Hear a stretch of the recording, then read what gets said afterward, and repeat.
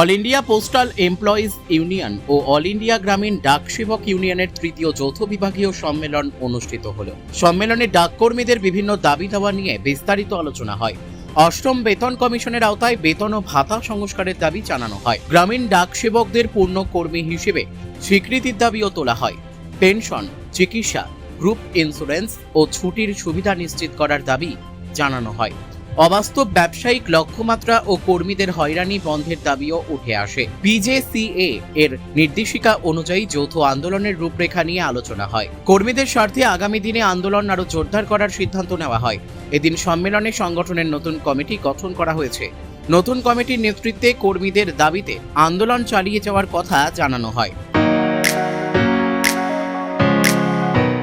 রায়গঞ্জের নিশীথ সরণিতেই মিলছে ফ্যাশনের সেরা কালেকশন।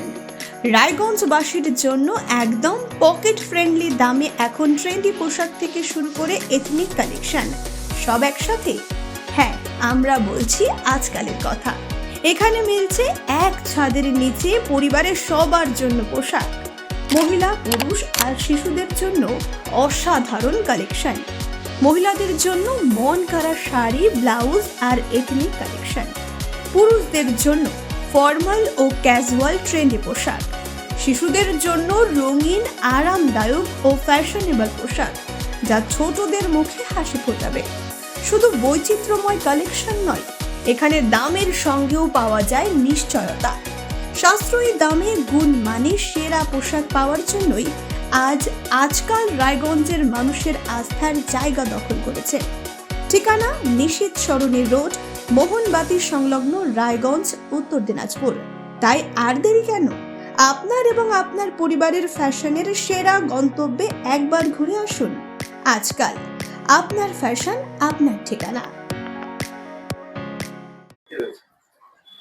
অসিত বঙ্গবাস, রাজ্য সম্পাদক, all India postal employees union group.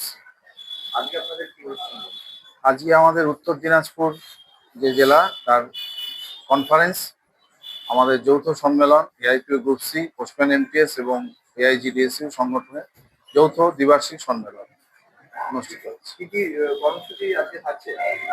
আজকে মূলত আমাদের সম্মেলনে আমাদের যে 2 বছরের যে প্রতিবেদন, সেটার উপরে আলোচনা হবে।